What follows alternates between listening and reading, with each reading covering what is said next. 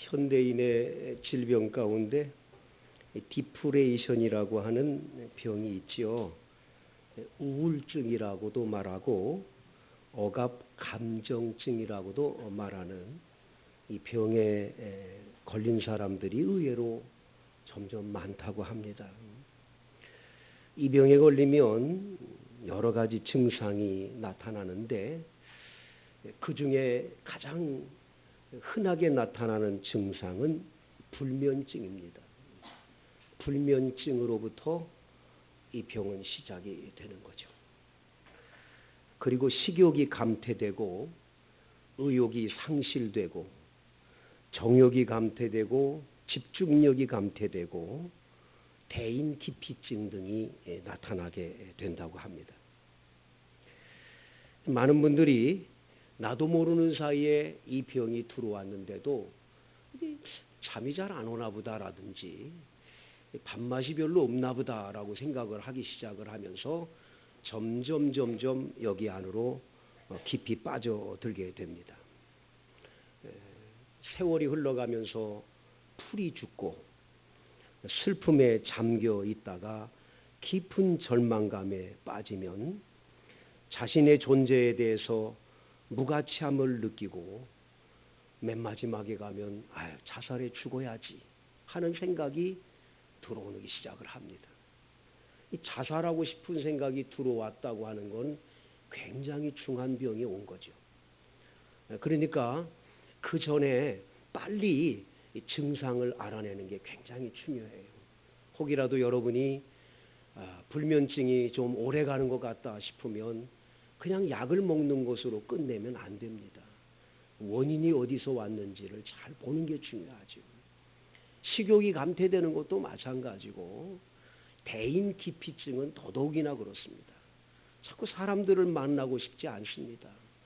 그러니까 바깥 외출을 안 하고 앉아서 계속 절망감에 빠지다가 결국은 중한 병으로 가는 경우가 많다는 거죠.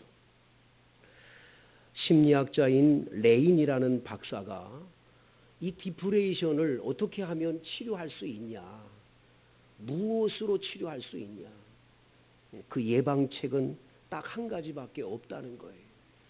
기쁨이 생기도록 노력하는 것밖에 없다, 이렇게 말합니다. 기쁨이 생겨나면 이걸 다 이겨낼 수가 있다는 거예요.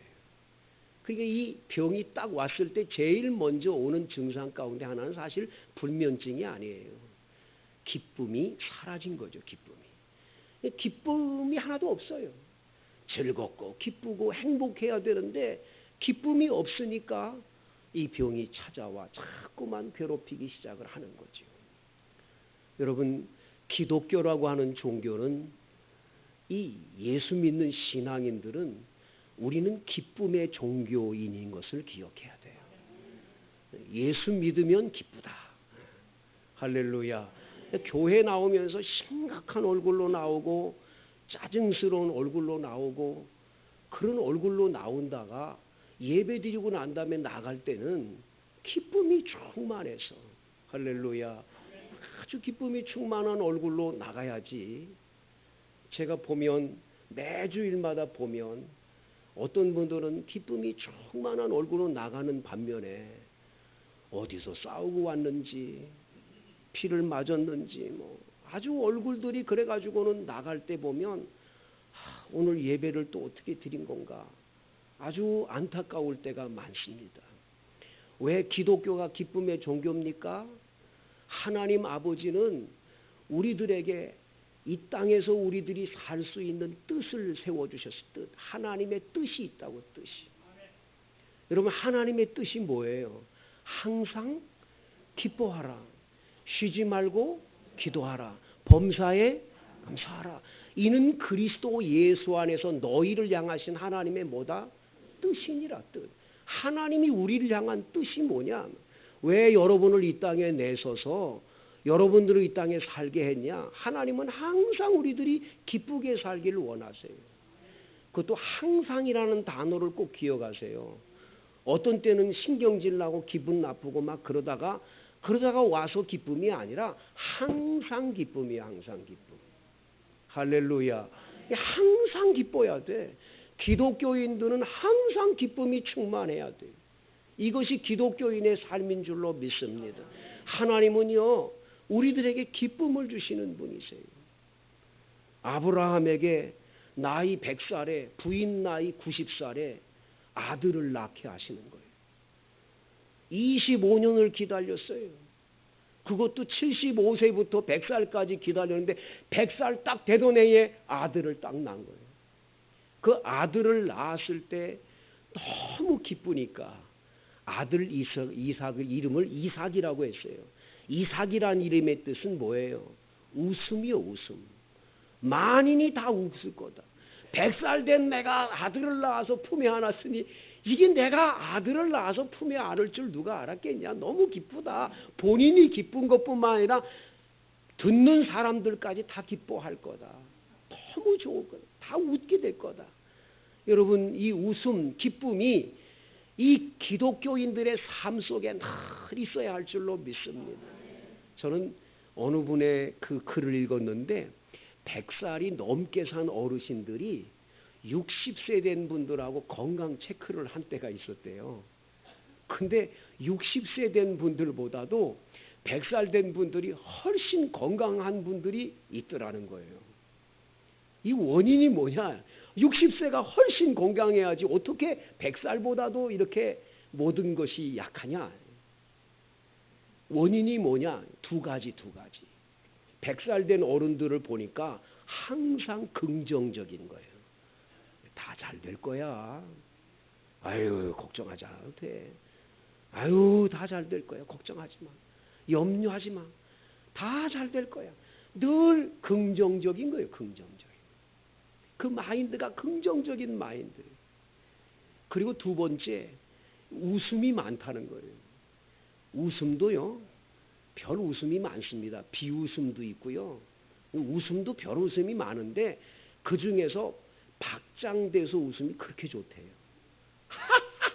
하고 막 그냥 몸을 막 비우면서 그렇게 웃고, 어떤 사람은 옆 사람을 때리는 사람이 있어. 또 웃으면서 때리며 웃는 사람도 있어.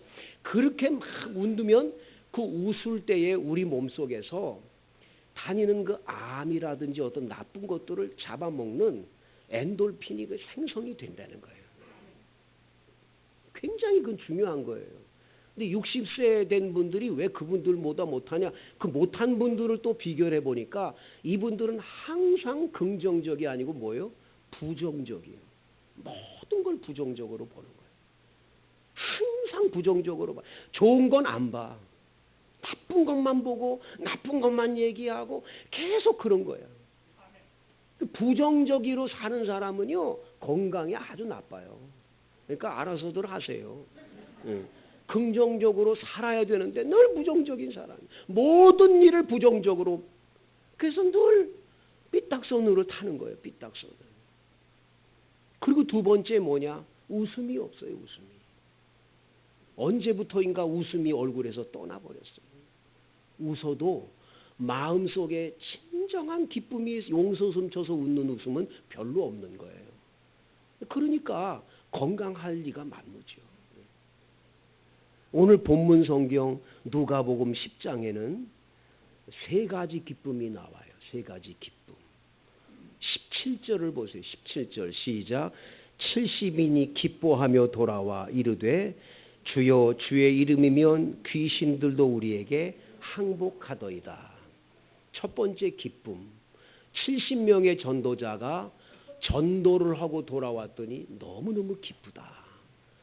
그런데 이분들의 기쁨 중에 하나가 뭐냐? 예수의 이름 앞에는 귀신들이 항복하는 역사가 나타나더라. 얼마나 기쁜지. 전도하는 기쁨을 이야기하고 있어요. 전도의 기쁨. 제가 제 간증을 해서 죄송하지만 이 불광동에서 제가 예전에 파주에서 목회하던 데까지 늘 시외버스를 타고 다녔어요. 불광동에서. 근데 한 번은 시외버스를 딱 탔는데 타가지고 이제 기도를 하는데 전도하고 싶은 마음이 들어요. 그래가지고 하나님 누구든지 제 옆에 타는 분한테는 제가 전도하게 해주세요. 제가 창 쪽에 앉아서 이제 기도를 합니다. 통로 쪽에 이제 사람이 와서 제 옆에 앉게 되겠죠. 그래서 기도를 하고 이제 있는데 눈을 딱 떴는데 보니까 세상에 처녀가 앉아 있는 거예요. 처녀인지 모르겠어요. 사실 처녀 같아요. 처녀인데 제가 말하기가 뭐한 게 뭐냐면 이 사람이 오해할 것 같더라고요. 그래서 제가 잠시만 말씀을 좀 드려도 될까요? 그랬더니 그리고 쳐다보는데 이거 얘기가 안 되겠어요. 전도는 해야 되겠는데 저렇게 내가 무슨 자기한테 씨앗가시나 하는 것처럼 죄송해요. 일본말을 써서 이게 뭘 하는 것처럼 생각을 하니 안타깝죠. 그런데 제가 속으로 그랬어요. 우리 집에 너보다 더 이쁜 여자가 있어. 내가 그렇게 생각을 하고 얘기를 하는 거예요. 사실은 제가 목사라고. 근데 정말 아주 복되고 행복한 소식을 전하고 싶다고. 그랬더니 이 여자분이 목사라는 말과 좋은 소식을 전한다니까 정색을 하고 앉아서 이렇게 바르게 자세를 갖고는 들으려고 그러더라고요. 그래서 드디어 시작하는구나. 그래가지고 제가 거기서 예수님의 복음을 전하기 시작해요. 오늘 밤 당장 선생님이 세상을 떠나면 어디 갈 것 같습니까? 죽음을 생각해 봤습니까? 죽음 이후에는 분명히 성경엔 두 갈래 길이 있다는데 천국과 지옥인데 어느 곳에 갈 것 같습니까? 그리고 쫙 전하는데 심각해지기 시작을 하는 거예요. 그리고 맨 마지막에 가서 예수 그리스도를 구세주로 영접하라고 그랬더니 이분이 끄떡이면서 영접하겠대요. 영접 기도를 하는데 영접 기도를 다 따라하는 거예요.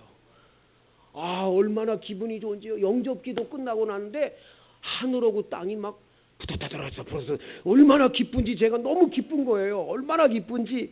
그래가지고 제가 책 한 권을 사가지고 그것도 새 건데 아주 비싸게 준 책인데 너무 좋은 책이거든요.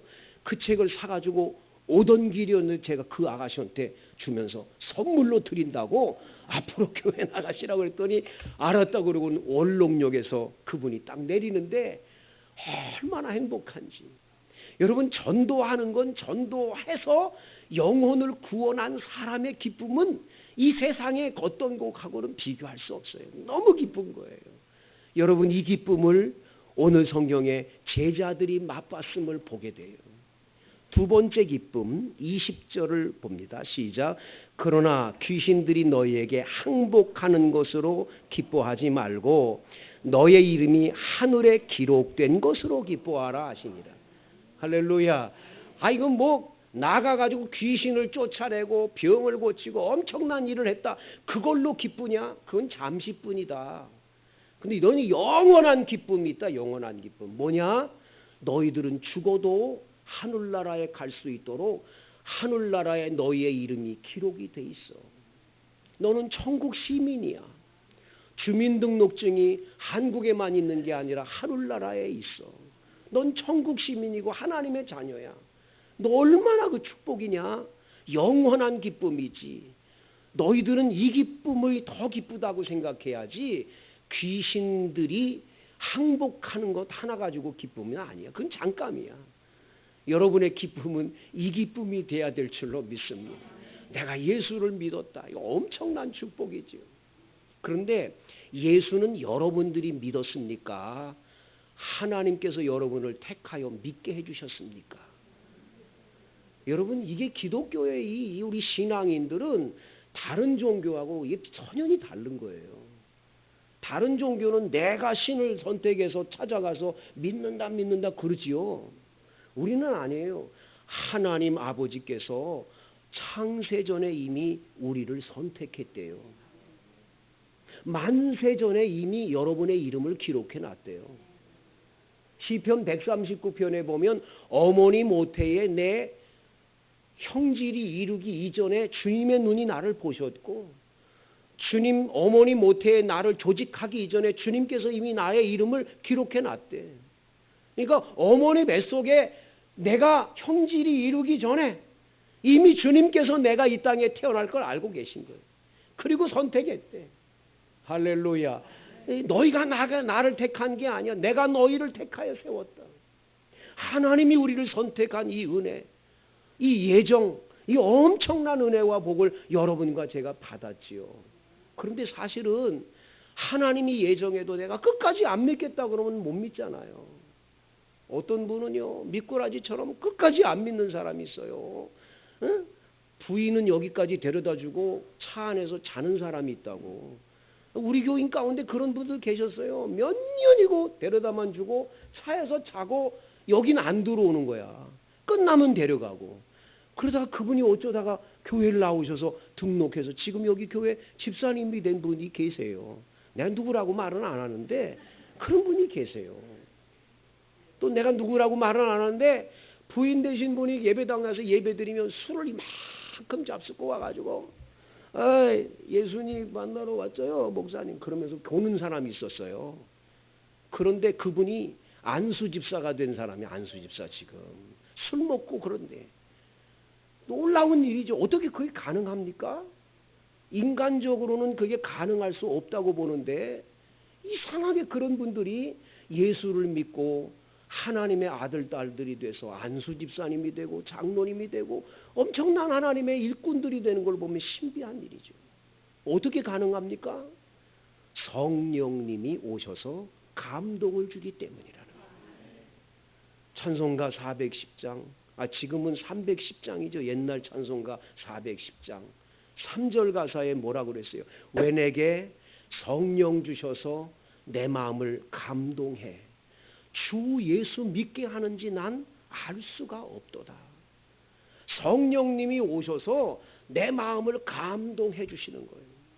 감동 감화를 주시지 않으면 예수는 믿을 수 없다는 거예요. 할렐루야. 이 예배당이 지금 여기 들어왔지만 이 전등불이 있기 때문에 화나서 여러분 얼굴이 보이고 제 얼굴이 보이죠. 만약에 불이 꺼지면 깜깜해요. 우리 예배당은 더더욱이나 깜깜해요. 사방이 안 보여요. 근데 여러분 불이 딱 켜지면 보이잖아요. 마치 성령이 여러분들에게 조명을 탁 비춰가지고 예수님이라는 분이 어떤지를 알도록 탁 깨우쳐 주시는 거예요. 그러니까 우리가 믿는 거예요. 할렐루야. 성령의 감동 아니고는 절대 그럴 수가 없어요. 여러분 중에는 예수님을 주여 주님이라고 부르는 분이 있는가 반면에 평생 동안 주여라는 걸 한 번도 안 하고 교회 다니는 분 계실 거예요. 그런데 고린도전서 12장에 보니까 누구든지 성령으로 아니하고는 예수 그리스도를 주시라고 말할 수 없대요. 이 주여라는 말은 성령 받은 자만 할 수 있는 거야. 아무나 할 수 있는 게 아니에요. 그래서 예수님이 내 인생의 주인입니다. 주여 주님이라고 부를 수 있는 건 성령의 감동인 줄로 믿습니다. 세 번째 여러분 성령의 감동이 아니고서는 로마서 8장에 보니까 하나님을 아버지라고 부를 수 없대. 하나님을 누구라고 불러요? 아버지. 그러면서 예수님이 말씀하시는 게 뭐라고 그러죠? 너희가 악한 자라도 자식에게 좋은 걸 줄 알거든. 하물며 구하는 자에게 좋은 걸 주시지 않겠느냐 그랬어요. 그런데 누가복음으로 한번 여러분 보세요. 누가복음 다 같이 한번 찾아보시면 좋겠는데 누가복음에도 똑같은 말이 나와요. 예수님께서 주신 말씀인데 누가복음에도 똑같은 말씀이 나오는데 뭐라고 그러죠? 구하라 주실 것이요. 찾으라 찾을 것이요. 두드리라 열릴 것이라고 그랬어요. 그리고 맨 마지막에 뭐라고 그랬어요? 너희가 악한 자라도 자식에게 좋은 걸 줄 알거든. 하물며 구하는 자에게 뭐요? 성령을 주시지 않겠느냐 그랬어요. 그래서 누가복음에는 성령을 주신다고 말씀하시는 거예요. 성령은 좋은 건 줄로 믿습니다. 다 같이 한번 누가복음 11장 제가 거짓말하는지 안 하는지 11장 10절부터 읽어봐요. 10절 시작.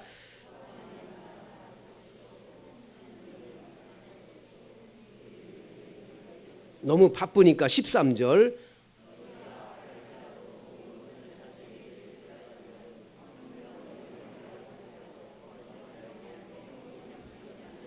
할렐루야. 구하는 자에게 뭘 주신다고요? 성령 주세요. 성령이 오실 때 우리에게 복이 오고 성령이 오면 기쁨이 충만할 수 있게 해주세요. 여러분들이 사업을 할 때 성령으로 기뻐하고 살고 싶으십니까? 사업에 이 성령님을 모시고 사업하세요. 성령님이 역사하는 사업을 하세요. 믿습니까? 제가 아는 아주 큰 기업을 하시는 그 회장님과 부인 권사님이 계시는데 그 회장실 옆에 뭐가 있냐? 기도실이 있는 기도실. 중대한 문제를 가지고 서로들 사인을 하고 분명하게 이 계약을 맺어야 될 땐 그냥 하지 않는 거예요. 죄송합니다. 잠깐만요. 기도실에 들어가서 이걸 놓고 기도를 해요. 하나님께 성령님 어떡할까요? 성령님 어떡할까요? 간절히 기도하고 성령이 마음에 주시는 감동을 가지고 그 계약을 하든지 안 하는 거예요. 근데 우리는 예수를 믿으면서 그냥 교회 올 때는 성령님 그러다가 사업할 때는 내 마음대로 하는 거예요. 내 마음대로. 그러니까 사업이 잘 될 리가 만무죠. 여러분 성령님과 함께 하세요. 공부 못하는 자녀가 있다. 이놈아 공부 좀 해! 그러고 야단치지 말고 그 아이에게 성령이 임하도록 하세요. 성령이 그 아이에게 임하면 지혜의 문도 열려지고 성령께서 그 아들을 크게 써주실 줄로 믿습니다. 여러분 원종수 권사 이야기 알잖아요. 대종고등학교 다닐 때 48등이에요. 48등. 뒤가 더 가까워 앞보다도. 선생님이 있다가 야 너 아버지도 안 계신데 어머니 혼자 너 공부 가르치는데 그렇게 공부 못하면 어떡하니. 그런 말을 들었다는 거예요. 이분이 집에서 가정예배 드리다가 성령 받은 거예요. 가정예배 참 중요합니다. 가정예배 드리다가 성령 받았어요. 그 새벽 기도를 혼자 나가는 거예요. 새벽 기도 나가 기도하고 난 다음에 딱 나와서 의자에 너무 피곤해서 누워있는데 하나님이 성령님이 말씀하시더라는 거 아니에요. 종수야 내가 너에게 무엇 해주기를 원하니. 이 원종수 이 아들이 우리 집이 너무 가난하니까 돈 좀 주세요 그런 말이 나올 것 같은데 갑자기 솔로몬 생각이 나가지고 주여 지혜를 주옵소서 기도했어요. 집에 가가지고 아침에 로마서를 읽었는데 로마서 1장부터 4장을 읽었는데 학교를 가는데 갑자기 머릿속에서 로마서 1장부터 4장이 쫙 보여져. 신기한 거예요. 책장이 넘겨져. 응? 보여져. 신기한 거예요. 집에 와가지고 국어책을 읽었는데 다음날 가니까 읽은 책이 다 머릿속에 신기한 거예요. 이래가지고 여러분 이분이 나중에 대종고등학교 졸업하고 서울대학교 의과대학을 수석으로 합격을 해요. 성령님이 역사하면 가능한 거예요.